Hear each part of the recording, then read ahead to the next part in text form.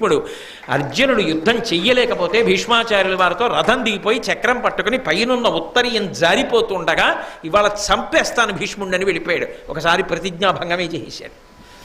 తనని నమ్ముకున్న వారి కోసం పరమాత్మ అలా సిద్ధంగా ఉంటాడు. అందుకే శుద్ధ సాధులందు సురలందు శృతులందు గోవులందు విప్ర కోటియందు ధర్మ పదవి ఎందు తవిలి నాయందు వాడెన్నడలుగు నాడే హింస పొందు అంటాడు.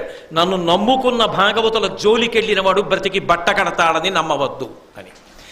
కాబట్టి ఇవాళ అర్జునుడి కోసం ఎంత కిందకొచ్చేస్తున్నాడంటే దారుకుణ్ణి పిలిచి రథాన్ని సిద్ధం చేయమన్నాడు. అర్జునుడు హాయిగా నిద్రపోతున్నాడు గర్భాసనం మీద. కృష్ణ పరమాత్మ అర్జునుడు పడుకున్నటువంటి గదిలోకి వెళ్ళారు. ఆయన నిద్రపోతున్నవాడు కలలో లేచాడు. అంటే శరీరం నిద్రపోతోంది, లోపల ఉన్నటువంటి తేజస్సు, లోపల ఉన్న ఆత్మ